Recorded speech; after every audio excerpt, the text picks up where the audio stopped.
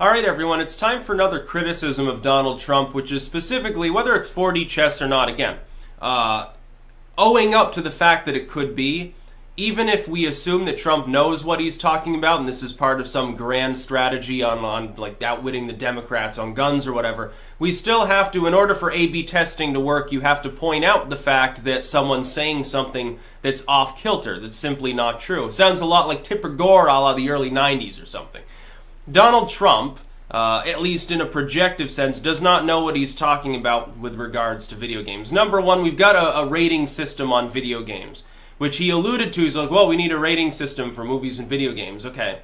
You can't possibly, that part's got to be 4D chess. There's no possible way that he's not aware that we already have a rather draconian rating system. It goes beyond that. It goes to music, too. Look, the DC Housewives, led by Tipper Gore, a Democrat, you'll remember, Al Gore's wife. They were the ones that proposed all of these sort of warning sticker things. Before that, there was no sort of warning sticker system for music, video games, and stuff. Now, of course, an early T-rated game, something like GoldenEye 007, now we look back, claims were made about these games, early mid-90s. Not exactly the most sophisticated, high-definition, total 3D graphics, totally immersive, tubular, man. Not exactly realistic. For the era was, good, but in retrospect, not so much. The claim was made that if kids played GoldenEye or Hexen and some of this others, they would get violent. That never happened. The crime rate in this country is actually, again, I have to keep talking about this every time crime comes up. It's at a 50-year low in this country, almost a 60-year low. During that same period where it dropped off from its peak in the 90s, you've had a steady march towards ever more progress, technologically speaking. Video games in that decade period get a million times more realistic. Going from 007 to going to like Fallout 4, Skyrim or something, there is no actual comparison between the two. And now the next generation of gaming is going to begin to emerge too. It's going to blow the stuff that we've got now out of the water. And it's going to be insane. Wait 10, 20 years, see what video games look and play like. It's going to be a totally different world. My best bet is no more standalone titles for the most part, unless it's like arcade-style stuff or just distractions for your phone. The sort of PC/console gaming where you're sitting there doing something, it's going to be more immersive, and titles will never be retired. They'll simply be modded and have downloadable content over and over forever to constantly patch them and make them different. That's the sort of franchises of the future that are going to look more like that, I think. That's the movement we're going in. But here's the thing. During that same period where crime drops off, video games get a million times more expansive, more believable. Music gets more hardcore. The rise of black metal had no effect on people's psyches whatsoever. No, it actually didn't. Look, around the time that you have the revival of heavy metal in the form of Death Clock and stuff like that, and you have some of this edgy content being made, violence is falling off a cliff. You know why? Because people are achieving catharsis, number one. I've spoken about that. The same thing with movies. Same thing with all of these things. Video games, whatever. They're achieving catharsis, number one. And because of the internet, which the Democrats primarily blame for violence, they're also totally fucking wrong. Because of that, people who were socially isolated now can have a friend or something.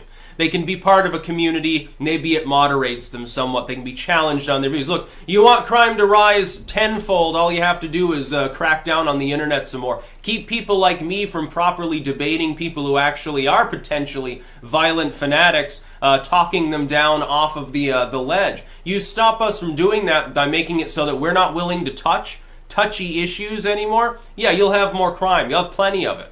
Then you can finally have a reason for wanting your gun control because there will actually be a crime wave in the country. Not right now where it's back to near nifty 50 levels of gun violence. I'm talking about like Meet the Cleavers style levels of gun violence. It's like, little Jimmy, he can walk around with his fake revolver and doesn't have to worry about the cop thinking that it's real because the cop's not under any stress. Like, yeah, fucking, it's basically Barney Fife mode. Now, here's the thing. Video game violence doesn't cause real-world violence. If anything, there's an inverse correlation. Now, we can't prove that. There are other variables. Rise of the internet, availability of violent video games, cathartic, potentially violent music, wider access to, maybe in the online, education, of course, before. Here's another thing. Some kid get bored. You know, you got your little small town libraries and you're in the burbs, and you've got your little library and stuff. It's like, well, there's nothing to read, there's nothing on TV because cable sucks by the end of the 90s. What the fuck am I going to do? Now you can go online, and so you can find something more interesting, more to your taste, a game, books, whatever. I think there's less boredom, even though there's also more boredom. It's kind of a weird juxtaposition there. Now, the rise of technology, if anything, is improving many of these things. It's, you know, the people that are scared of the establishmentarians, Trump needs to understand this. His enemies are terrified of the internet.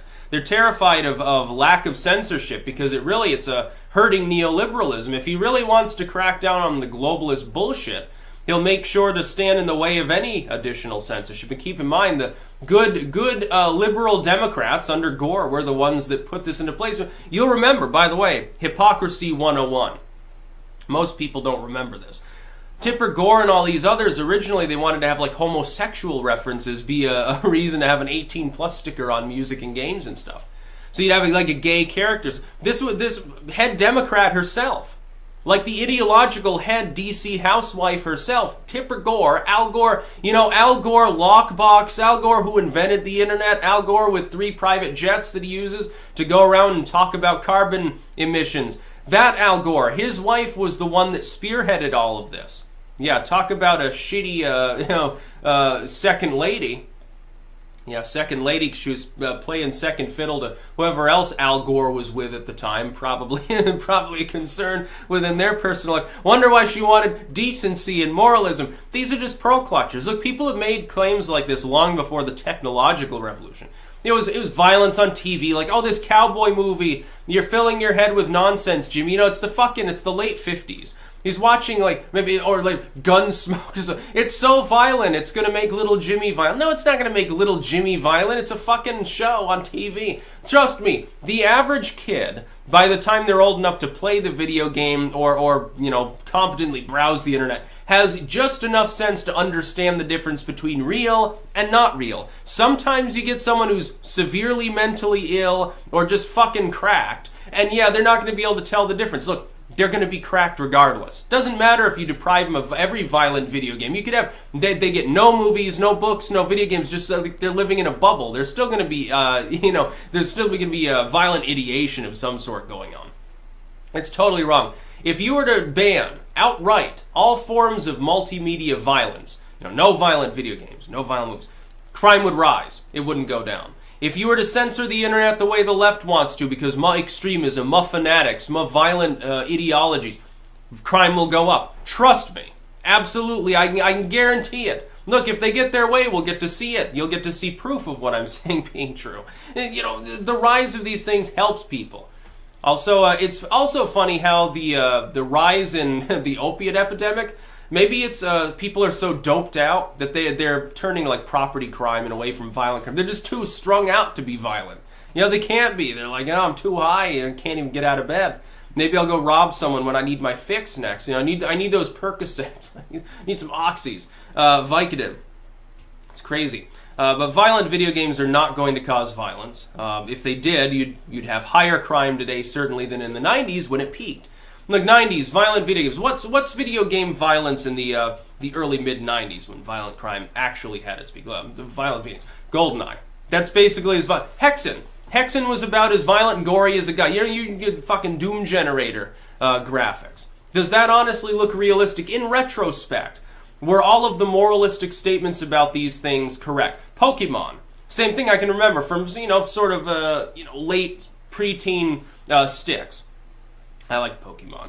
We're talking late 90s. And people at the time were saying, Pokemon's going to cause violence. Look, these, basically, the idea of the game is you train animals to attack one another. You know, they don't die, they just faint, but you train them to attack one another. And they have all of these, they're blasting each other fireballs and, and the fucking shards of ice and pounding each other in the face. Oh, it's so violent, it's horrible. Little kids shouldn't be playing this. It never caused violence, are you nuts? Harry Potter, it's like when the Christians said Harry Potter is going to cause a resurgence of Wicca or something. No, the internet did. The internet caused a lot of occultism. No wonder, moralists wanted to go after it. Now it's the opposite. Now it's like the left wants to go after it, and they think it'll cause Nazis or Russian bots or whatever. Before it was evangelicals. They thought it's gonna cause kids to they'll be gay, they'll turn to sorcery. Not really. Like, the availability of books, like actual cult books, more important for that than Harry Potter. But they were terrified of it. They were terrified of the internet. You know, I was looking up the Encyclopedia of Diarrhea on the internet when I was like, you know, a little bit on the young side to be doing stuff like that. And then harassing people in chat rooms, but it never made me violent or degenerated or anything.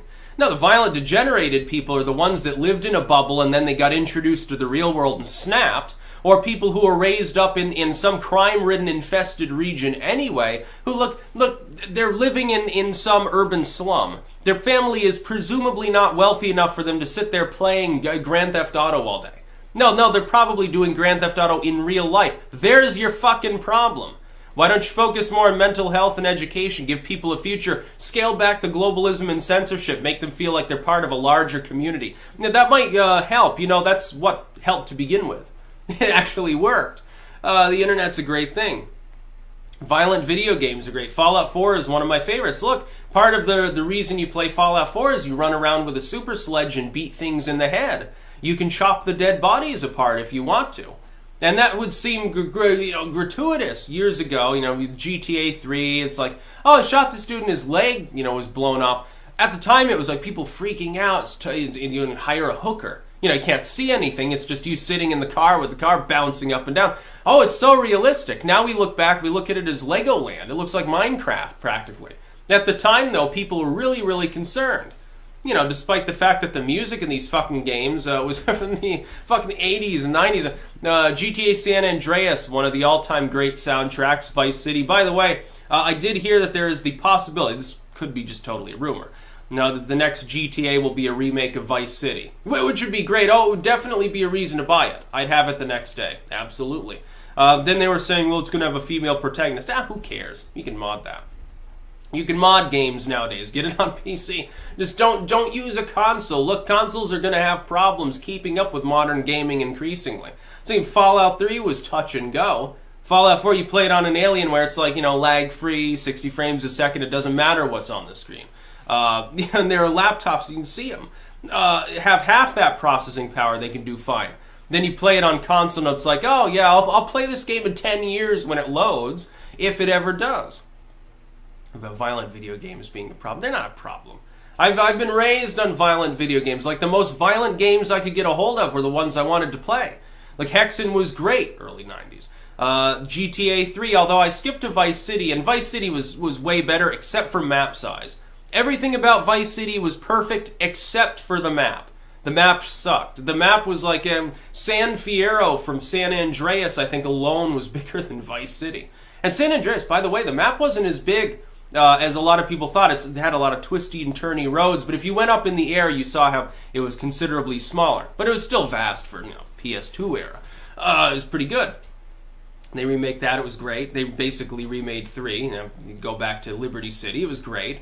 I can't wait to see them do that with Vice City. They probably waited because Vice City was so perfect. It's so ripe for like the greatest title of all time. You've got the aesthetic, you've got the music, everything about it's perfect except the map. And with modern graphics, I mean, it'd kick ass. You can imagine it'd be better than GTA 5. You're talking pretty fucking realistic at that point. Yeah, that'd definitely be one to mod, though. Be one to really have fun with. That's about all. Peace out.